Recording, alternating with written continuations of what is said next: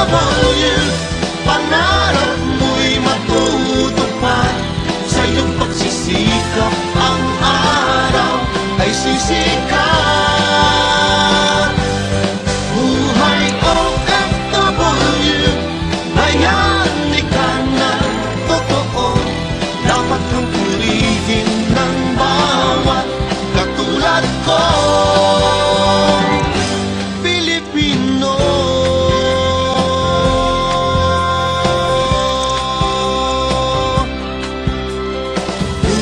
Buhay OFW.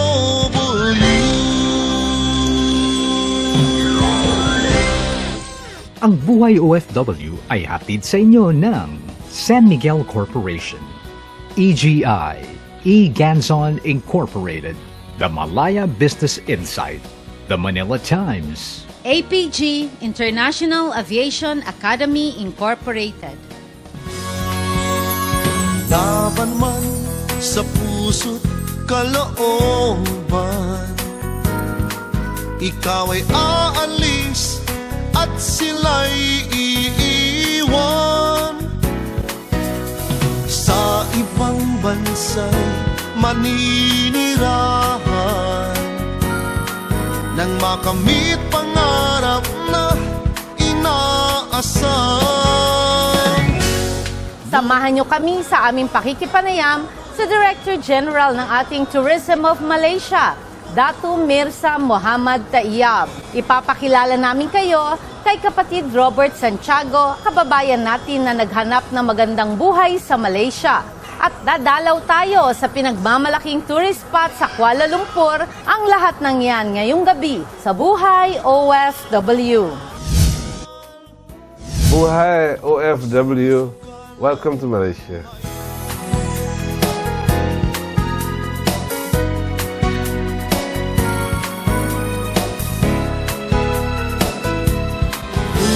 Buhay OFW.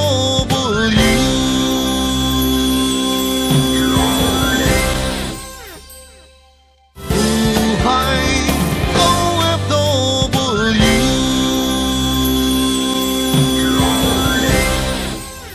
Ang Buhay OFW ay hatid sa inyo ng San Miguel Corporation, Environment Solutions Flood Barriers, Flood Protection and Flood Management, EGI, E-Ganzon Incorporated, General Building and Engineering Construction Company, Poshum Global, The Green Company, Eco-Friendly Steel Frames, Southville International School and Colleges, EGI Resort and Hotel, Mactan, Lapu-Lapu, Cebu City.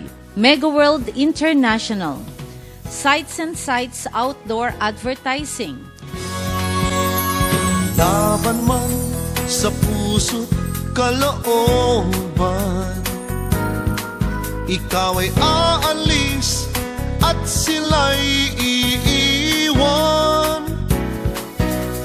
Sa ibang bansa'y maninirahan, nang makamit pangarap na inaasam. Magandang gabi po sa buong Pilipinas at welcome sa Buhay OFW.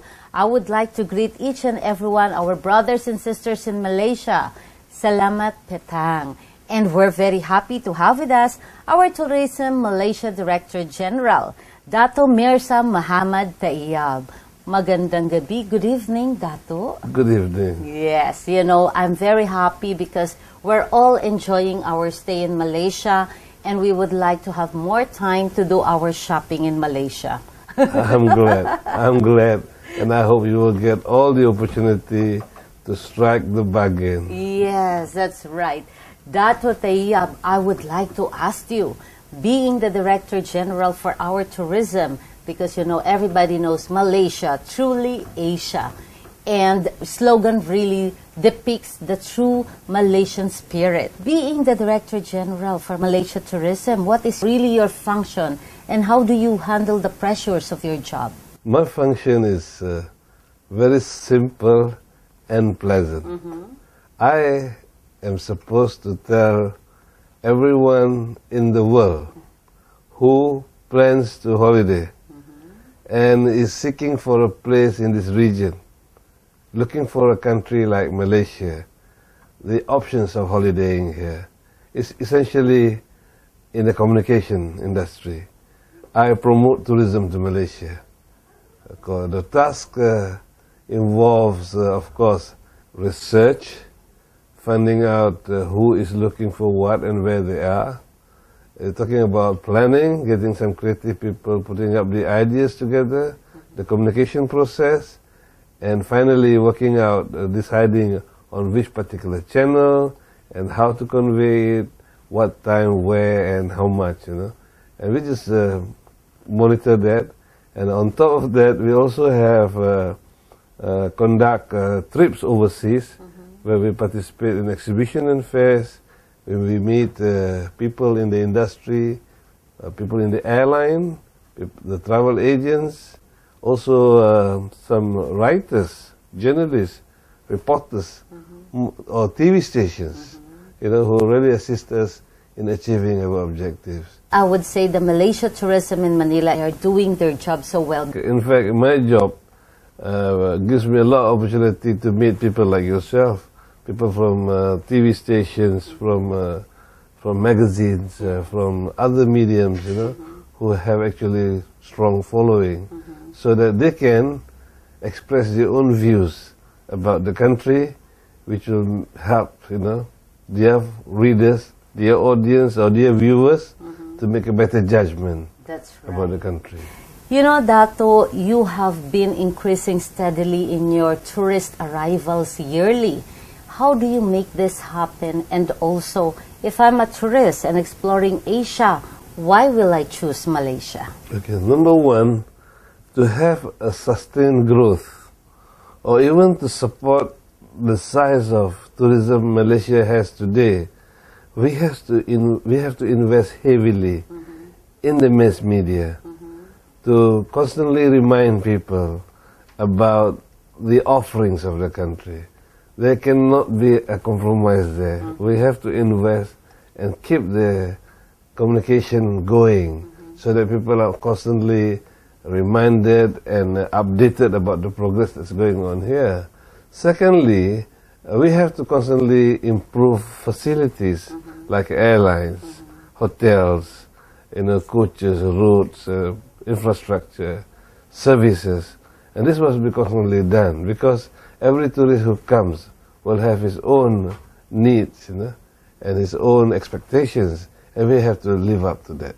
That's very true. So secondly. And finally,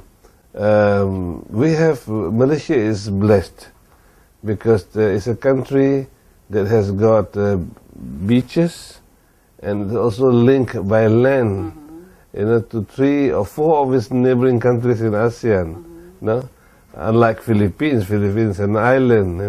But in our case, we get the feeling of being an island because we have beach on both sides, and we also have the feeling of being a part of the mainland. So we can actually drive up from here to the rest of Asia. That's true. And a lot of our tourists actually come in from Singapore, from Thailand. A lot of Indonesians can drive up to our towns in Borneo, in Sabah and Sarawak.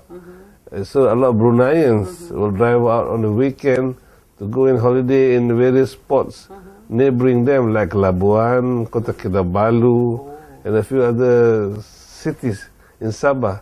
So it is for that reason we are fortunate. We are accessible by many different means. Yes. You can come here by air, you can come by rail, Water, by you can come by land, you can come by water. Yeah. And then for people in Singapore, they can walk across, it's so close. It's So near. 3/4 kilometers across. That's right. Dato, can you tell us what makes Malaysia distinct from other tourist destinations? I will give you 5 reasons. Okay. Okay? Number 1, Malaysia culturally, we talk about culture everywhere in the world. We say once upon a time there was a king, Okay. there was this monarchy. And Malaysia today, culturally, has managed to contain it to the point that we still have our royalty still. Well, up to now. Yeah, we have it until now. We have the king, we have 9 other rulers who are actually monarchs. Okay. You know, born from the family of rulers, from ancestors. And they're keeping the tradition, the culture, and the festivities they associate with them intact. Intact. Yeah. So there are few monarchs left in the world. Yes. I like to make a claim. Yes. That you can come here Yeah. and see half of them. Half of the remaining monarchs. You know? Of course, if you include Thailand, Thailand has got a living monarch. And in Asia, we have one in Cambodia, Japan, the Emperor of Japan. You know? But there's not so many left in the world. But we have them. Number one.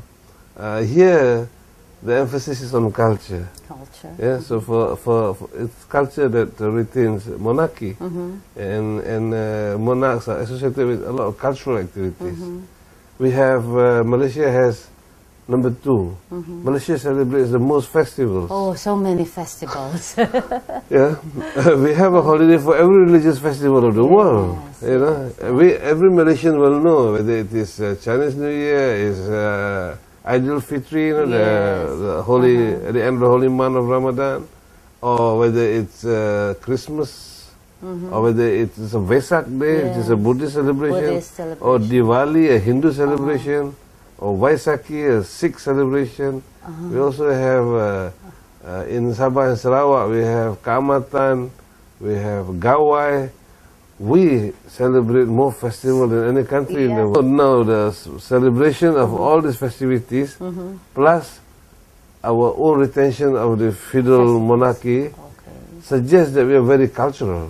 You know, culturally we are rich, and a rich culture, which is actually has brought in the major influences of the whole region, the Indian, the Chinese, the Arabs, and the people from this peninsula. So we call ourselves a macrocosm of Asia. Macrocosm of Asia. Correct. Wonderful word. Therefore, we make a claim now that in terms of proportion, Malaysia has the best representation of population from other parts of it's Asia. complete on its own. So that's why we claim it Malaysia through the Asia. Okay, reason number 3. Okay. Infrastructure. Infrastructure. Wow, I can see that. You in can my come own here, eyes. you can come to Malaysia, stay in KL, and have an airport every hour It's true. to land. Every state has an airport. They can land big aircraft, and they're only 1 hour apart from here. Yes. You know, and that's so much about going by air. Even the jungles, we have roads, proper roads taking you right to the heart of the jungle. 140 million old jungle, and you can be driving there in the comfort of a 5-star, comfort, going to the jungle. So we have good infrastructure. Yeah. Good infrastructure which can take you places safely, comfortably, and at a good speed. You don't lose so much time. Yes. Number 4, Yeah. language. Language. Yeah, Yes. yeah. Many places have beautiful attractions, Yes. but you have difficulty to communicate, and often not getting what you exactly expect because of language barrier. You will not have that here. Yeah, no language barrier because everybody can understand each other because of the English language. English is very widely spoken, and I think literacy rate is nearly 100% here. So every Malaysian is not only open to foreign culture, but they also try very hard to understand each other because they live in that environment.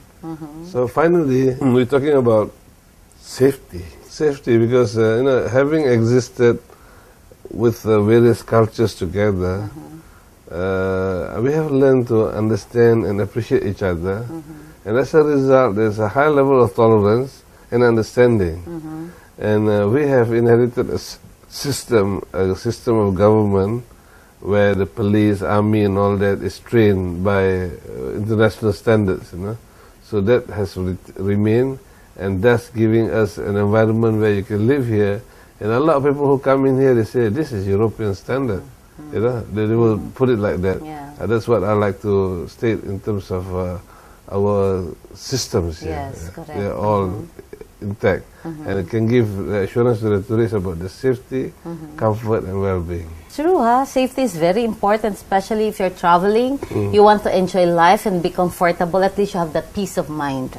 Yes. All right, wonderful. Yes. And then I didn't talk about food yet. Oh, the food is fantastic. Yeah. Now, with so many different people living here from different parts of the world, they brought their food with them, and the choice of food is unlimited here. Yeah. But I love the spicy food and one with the coconut, the curry, and then the dessert is fantastic also.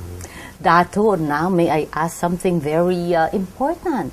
How's the rates, prices? How competitive? Is living in Malaysia expensive or just comparable? In terms of hotel rates, and if you're talking about tourism, Malaysia has probably the most attractive hotel rates of any country in the world. The five-star hotels here are, about half the price of what you find in Singapore or in Thailand. And we have also living costs in Malaysia is very, very low. Yeah. Much of it because the government is keeping a very strong control on prices to ensure that things are not inflated, indiscriminately. And as such, I think you can live here comfortably. Rental, housing, even moving around, food, it's very, very economical here. May I ask Datu, what is the contribution of Malaysia tourism to Malaysia's economy? Yeah. Tourism ranks as the second largest export.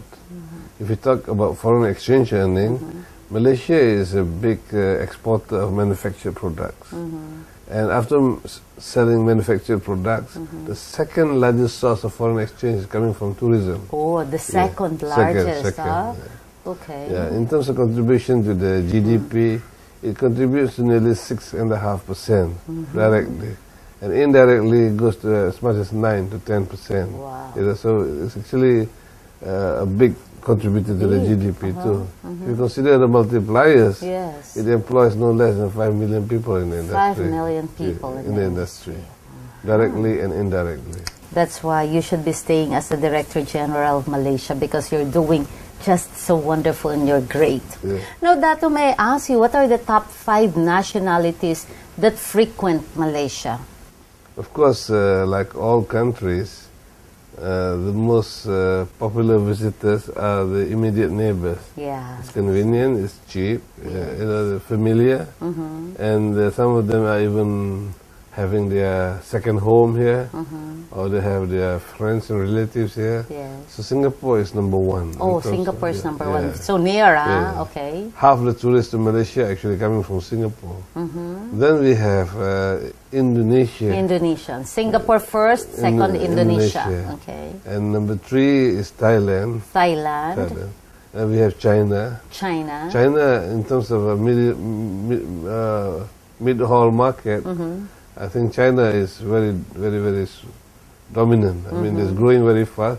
China was number 3 Before. Oh, okay. It will go only this year because of that we have a few incidents with China. Numbers has dropped, so the Thai figures have overtaken China. Okay. And then number 4 and number 5 is, I think, is either India or Brunei, if I'm not India mistaken. and Brunei. Yeah. Oh, wonderful. The Filipinos arriving as tourists in Malaysia rank number 7. Okay. So, in terms of potential, it's great. You Yeah. know, as more of them know about the country, Yes. they'll be coming in bigger numbers. I must say that the Filipinos coming to Malaysia only started, say, 10 years ago. Before that, they came here to work. Yeah. They never thought this was a place for their holiday. Yes, that's right. They shop in Hong Kong. Yes. They shop in Singapore. In Macau. Yes. But today they realize they can also shop in Kota Kinabalu or Kuala Lumpur. Of course. It's ranked number 4. Best shopping destination in the world. Yeah. That's why I don't want to be left behind. I'm one of the shoppers there. Now, Dato, may I ask, what are the must-visit places, tourist attractions in Malaysia? Okay.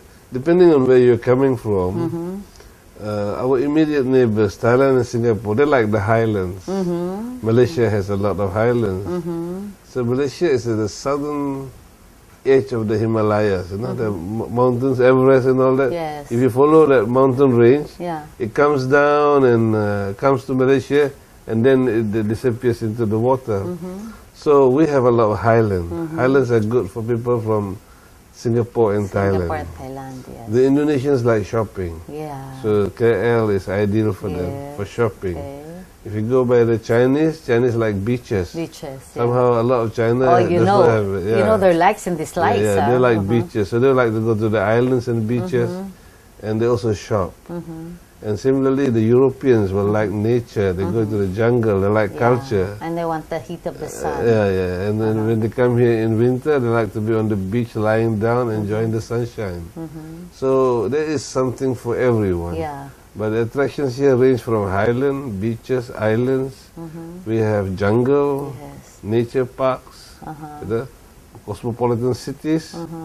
And we also have some man-made attractions. We have Genting Highland, and we also have places like Langkawi and Penang, where we have beautiful island resorts for people to just stay out of the hustle and bustle of city life and enjoy some peace and tranquility. Oh, wonderful.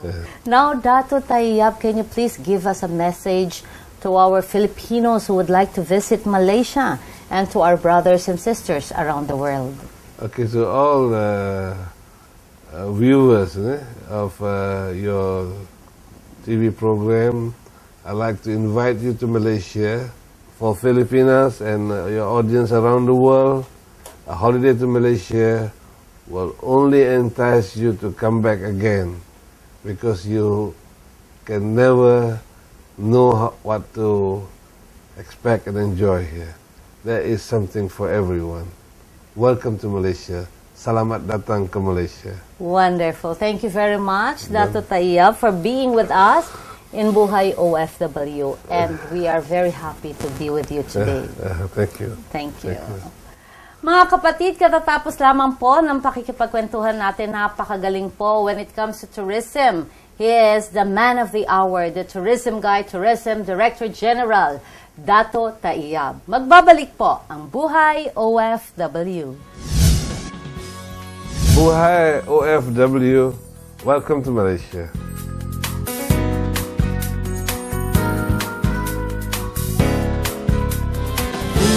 Buhay OFW.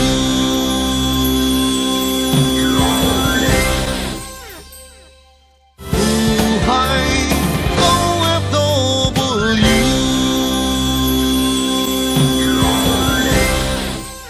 Ang Buhay OFW ay hatid sa inyo ng West Insula Condominium, the Malaya Business Insight, EGI Pamulinawen Hotel, Lawag City.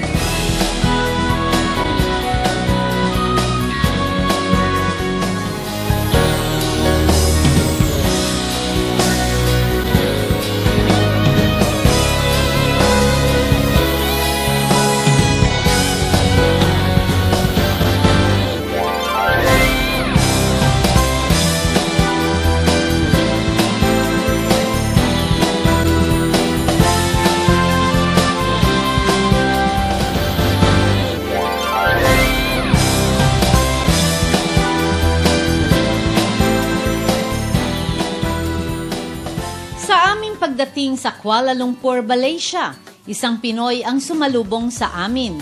Si kapatid Robert Santiago na 4 na taon nang nasa Malaysia. Dito po yung buhay dito, mahirap na masaya. Kasi masaya kasi yung kinikita namin dito, kumbaga pag kinumpare mo sa Philippines, malaki talaga. Tapos yung living, yung cost of living dito, ma'am, sobrang baba kesa sa Pilipinas. Eskwela po ng bata dito, 100 ringgit lang po per year. Maraming highways dito, ma'am. Tapos, yung mga parking dito, yung mismong mga tao magbabayad na lang. Wala nang yung parking, magbabayad ka pa sa parking ng tao. Wala nang ganun, ma'am.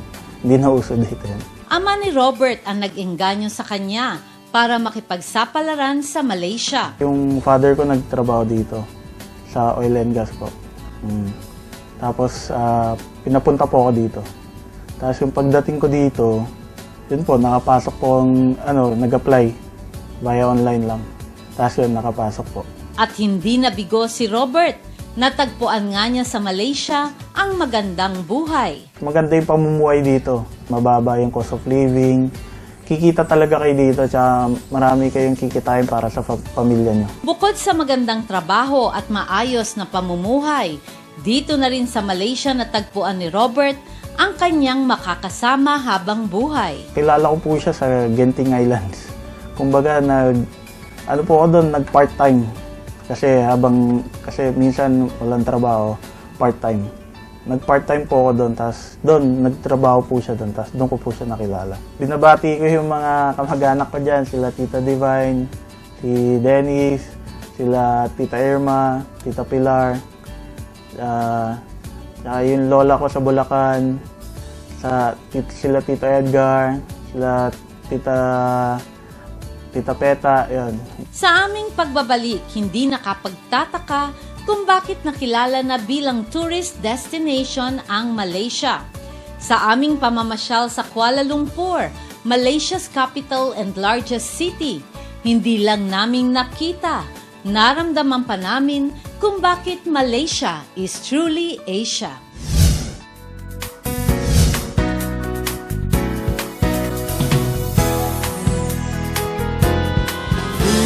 Buhay OFW. Buhay OFW.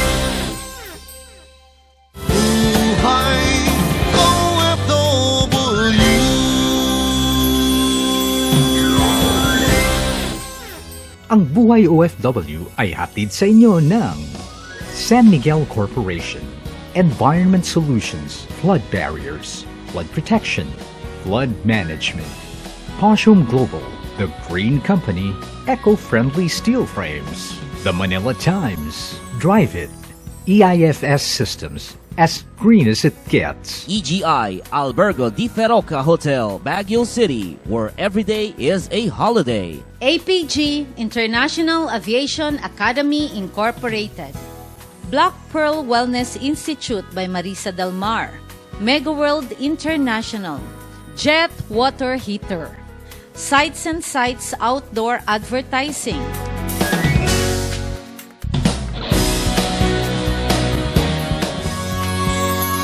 Laban man sa puso't kalooban, ikaw ay aalis at sila'y iiwan.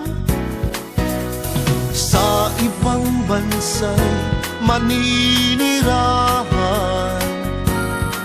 nang makamit pangarap na inaasam. Home to prehistoric rainforests and a melting pot of culture, Malaysia is indeed an amazing country to discover.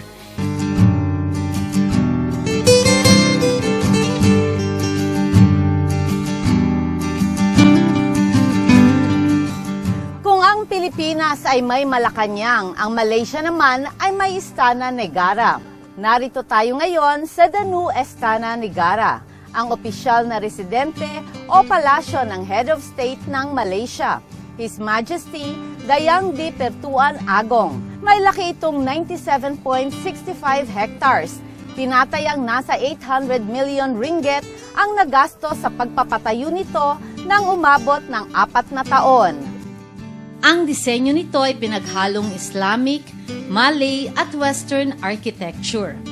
Makikita sa loob ng New Istana Negara ang pinakamalaking locally made chandelier na nilikha sa Kuala Selangor. Nakapaligid sa mga dome ng palasyo ang 8 malalaking paintings na nagpapakita ng kasaysayan ng Malaysia mula noong kapanahunan ng Malacca Sultanate hanggang sa kasalukuyang era na nagpapamalas ng mabilis na pag-unlad ng bansa.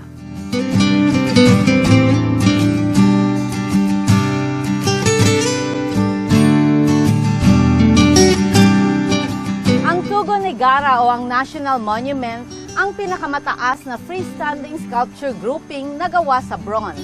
Pagbibigay pugay ito sa mga nagsakripisyo ng kanilang buhay sa pakikipaglaban ng Malaysia noong World War II at Malayan Emergency para sa kanilang kalayaan.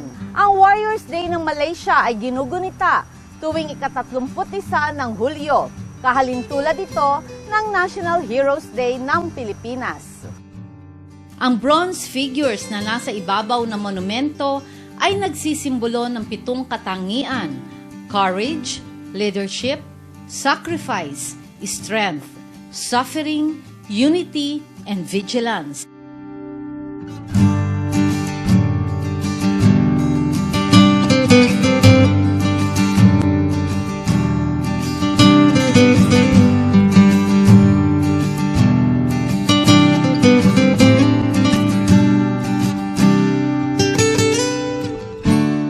Perdana Botanical Garden, dating kilala sa tawag na Taman Tasik Perdana o Lake Gardens, ay matatagpuan sa Heritage Park ng Kuala Lumpur. May kakaibang ambience ito ng tropical rainforest na nasa kalagitnaan ng metropolis. Matatagpuan din po dito ang bunga raya, ang national flower ng Malaysia.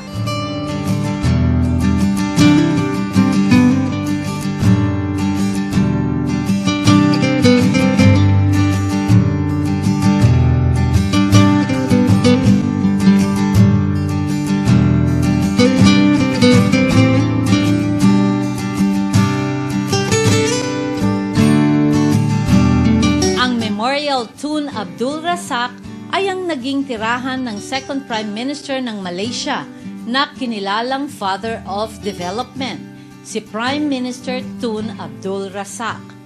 Ang tirahan na ito ay ginawang memorial para bigyan ng pagpapahalaga at karangalan ang kanyang malawak na kontribusyon sa pagiging progresibo ng Malaysia.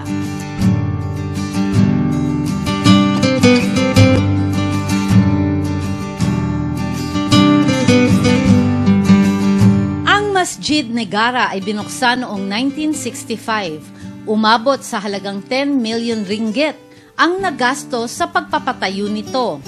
Ang semi-open umbrella-shaped na bubong ay simbolo ng Malay culture ng maayos na pagtanggap sa mga bisita at pagbibigay ng masisilungan sa mga nangangailangan. The Masjid Negara o ang Majestic National Mosque ng Malaysia ay nakatayo sa gitna ng 13 acres na naggagandahang gardens. Itinayo ito noong taong 1965 bilang pagunita sa kalayaan ng Malaysia. Ang 18-pointed star dome ay simbolo ng 13 states of Malaysia at 5 pillars of Islam. The Masjid Negara ay isa sa pinakamalaking mosque sa Southeast Asia at may kapasidad na 15,000.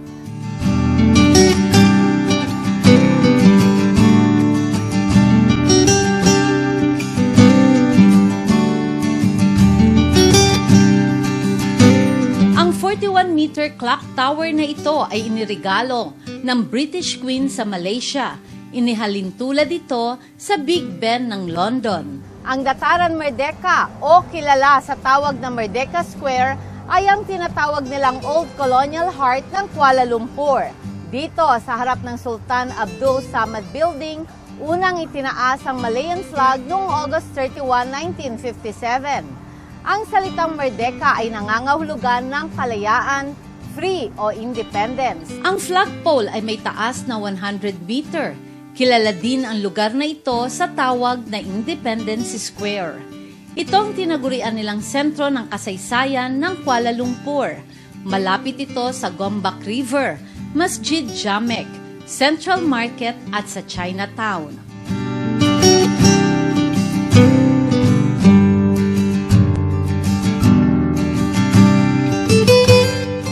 Ba matutunan ang istorya ng Kuala Lumpur?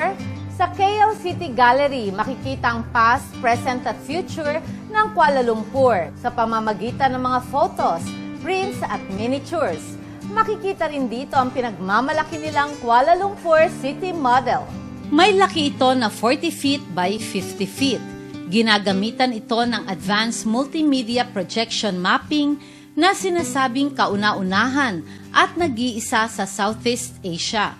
Makikita rin dito ang largest miniature ng Dataran Merdeka, ang lumang Kuala Lumpur at ang pinakamalaking Kuala Lumpur Skyline Wood Mural.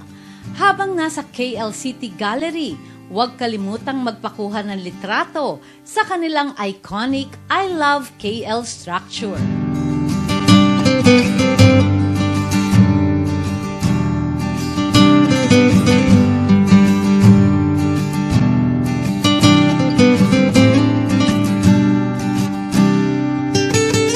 Cultural Bazaar ang tawag sa lugar na ito sa wikang Ingles. Ang Pasar Zeni o Central Market o Cultural Handicraft Market ay isang one-stop center para sa mga handicrafts ng Malaysia. Ito daw ang isa sa mga main tourist attractions ng Kuala Lumpur dahil sa mga nagagandahan at reasonably priced na souvenir items na mabibili dito. Kinikilala ang lugar na ito na heritage site ng Malaysian Heritage Society dahil itinayo daw itong gusaling ito noong taong 1880s. Ang Pasar Seni ang tinaguriang Center for Malaysian Culture, Heritage, Art and Crafts.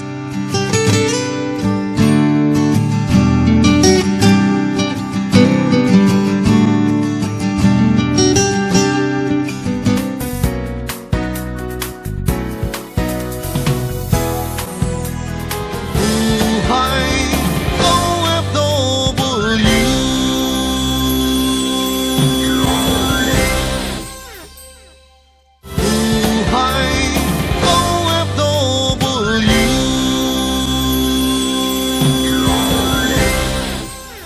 Ang Buhay OFW ay hatid sa inyo ng San Miguel Corporation. Drive it. EIFS Systems. As green as it gets. Southville International School and Colleges.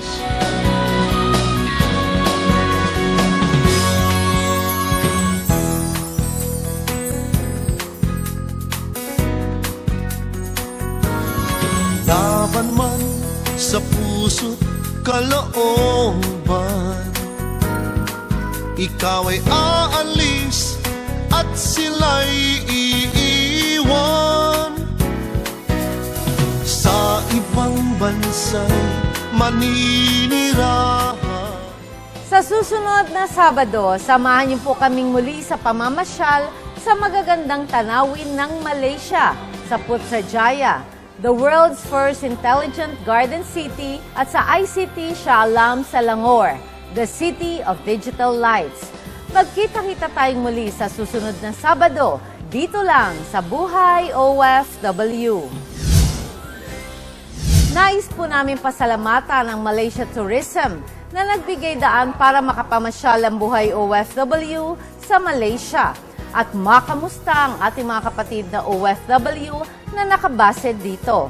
Magkita-kita tayong muli sa susunod na Sabado. Ako po ang inyong kapatid na handang maglingkod, Marisa Dalmar, kakampi, kaibigan at kapatid ng mga manggagawang Pilipino sa buong mundo. Ito ang Buhay OFW.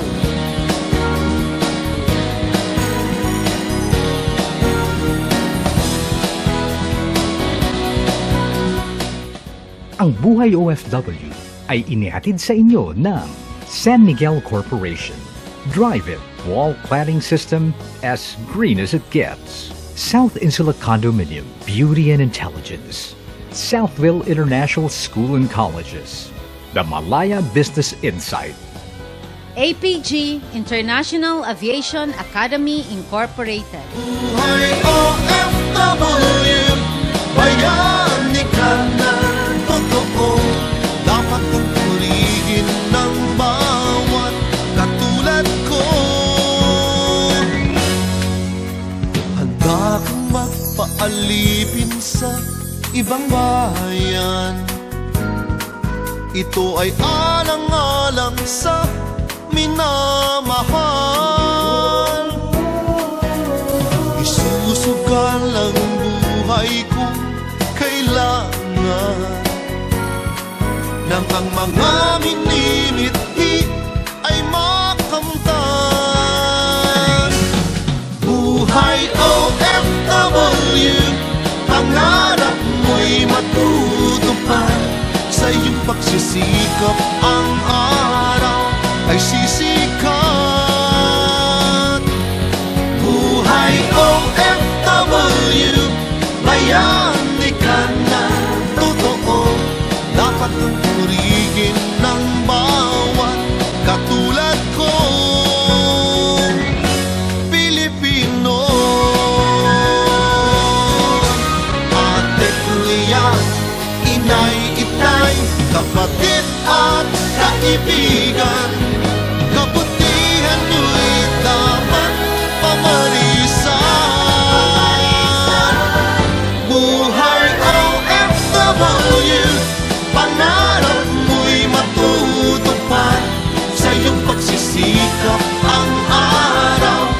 nagsisisi